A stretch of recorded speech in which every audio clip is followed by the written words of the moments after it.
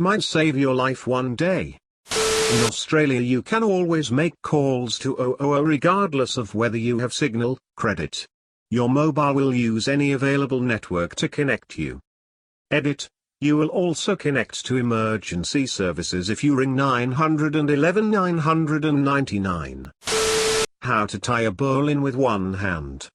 If somebody throws you a rope, you have to tie it around you while holding on to it with one hand.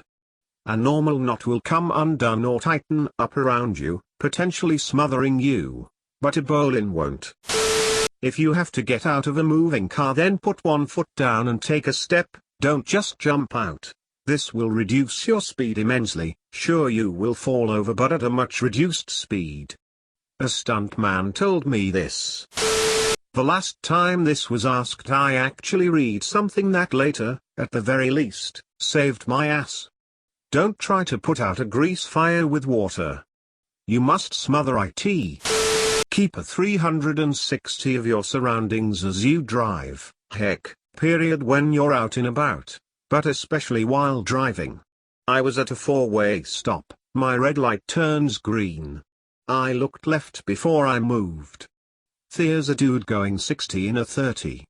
The dude behind me starts honking and acting like "F you, what are you doing?" The speedster's flashes by a moment or two into his fit, and I see him in my mirror act so apologetic, waving sorry and all that, thanking me cause he or I would have been fucked had I just not looked. When touching something electrical, use the back of your hand. Using your palm on, say, a live wire will cause your hand to grab it and you be unable to let go. If you've been carjacked and the carjacker tells you to just drive, take whatever chance you get to wreck. At minimum, you're getting emergency services involved, meaning it's more likely they'll be caught, and there's a chance you'll incapacitate or even kill the carjacker. Of course, there's also a chance that you might not survive, but, if they're taking you to a second location, odds are you weren't going to come back anyway. Wear a helmet, wear a seatbelt. It may not be cool, but you're more fragile than you lead yourself to believe. I've lost 3 friends because of these. Don't be a statistic, please. There's someone that would miss you and think, I just wish they had put a helmet, seatbelt on. If the tide suddenly goes out unexpectedly, run like you stole it, for higher ground. Direct pressure on bleeding is always the first step. On mobile, so no good link, but a Stop the Bleed class is a great way to learn more and practice things like applying a tourniquet. Search for one in your area, usually only an hour long or so. If you feel chronically unwell all the time and you get told there is nothing wrong with you by your doctor, that you are suffering purely mental health problems or hypochondria, don't give up pushing for answers unless you know subconsciously this is the case. Hypochondria is not as common as some physicians seem to think, and even if the problem was psychological or psychosomatic in nature, it is still a problem that needs dealing with. People know their own bodies and know when something is wrong. There is a vast expanse of medical conditions that are possible and very difficult to diagnose. Doctors may only deal with some rare conditions once in their career or not at all, and won't automatically go there when considering your symptoms. I was told I was a hypochondriac for 10 years and everything was blamed on lifestyle and mental health. I went from the youngest international shipping director in my sector to practically bedbound and in terrible health and distress over 2 months at 21, and was told nothing was wrong for the next 10 years. Turned out I had a rare disease called Cushing's, which was damaging my heart, atrophying my brain, causing central hormonal obesity, constant infections and damage to my bones, and destroying my quality of life. I had almost zero testosterone in my body and a dangerous amount of cortisol, stress hormone. It was left to get worse for a decade. Before the self-righteous lecture comment, this is not an indictment of the medical profession. These things are difficult and not all doctors are the same. They do a great job most of the time, but doctors are human like everyone else, and this makes them fallible. But if I gave up and didn't keep pushing, I wouldn't be here today. That water you're about to dive into might not be as deep as you think.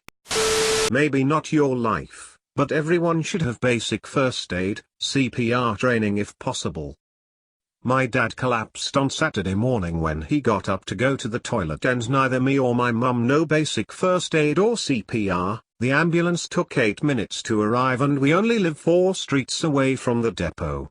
Luckily he came to, but there was a point where he stopped breathing. If he continued to not breathe, 8 minutes would be too late. Please learn and hope you don't need it, instead of needing it and not knowing.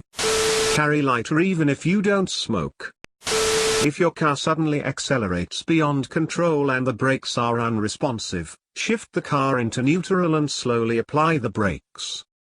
This situation happened to a family in CA some years ago.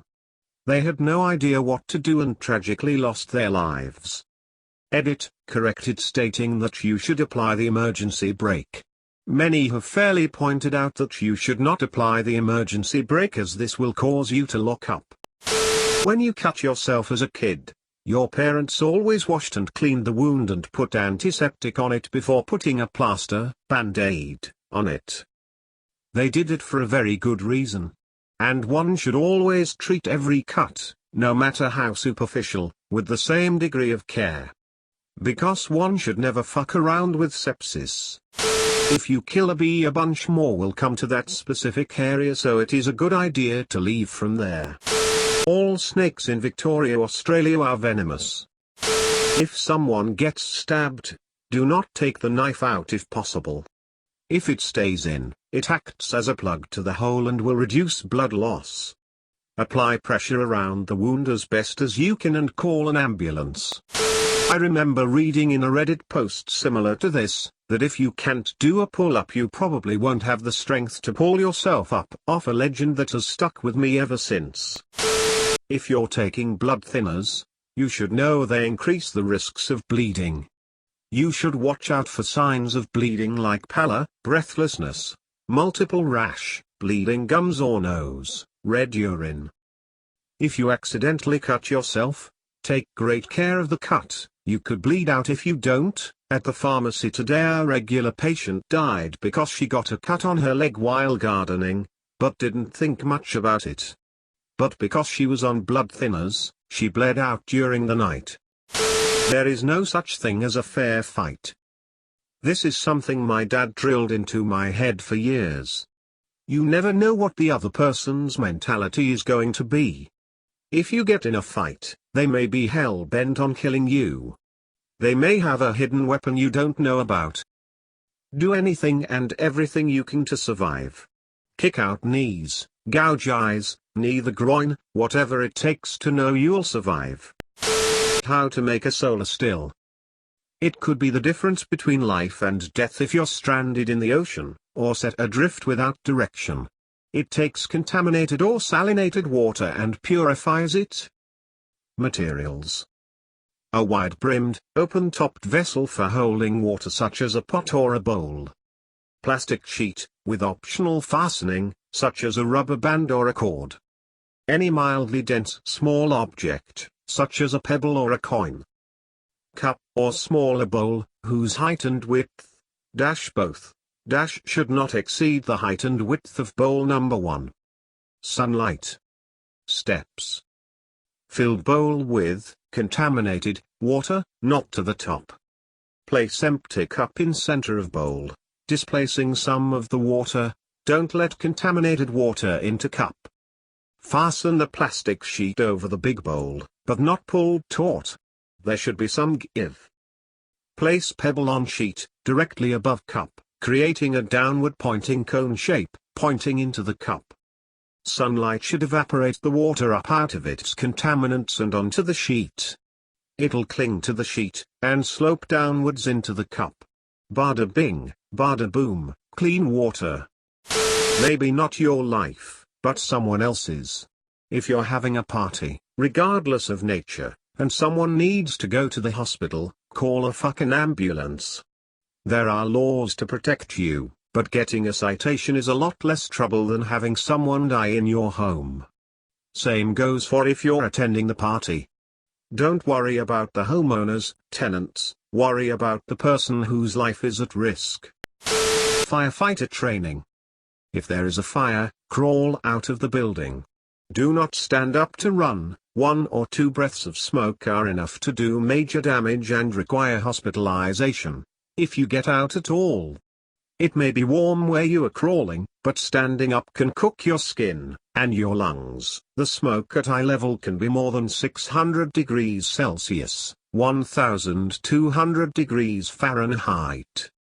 If you can't see and don't know the room layout, crawl with your feet, legs in front of you, sliding on your ass. Do not crawl face first, or you may take a dive down a staircase in the confusion. If you have what looks like a small pimple or a spider bite and you see a red line streaking away from that area towards your body, go to an emergency room. You likely have a staph or strep infection that is spreading through your lymphatic system or bloodstream and your body can go septic at any moment. Sepsis lethality is 40 to 60%. This happened to me earlier this year and I only knew how serious it was because of a post I read on Reddit years back. Blindfold yourself and try to find the way out of your own house. You will be surprised how hard it is to find the stairs, etc. Practicing this once every 3 months will allow you to find your way out in case your house is filled with smoke from a fire, which can happen inside a minute. Always question yourself, especially under the influence.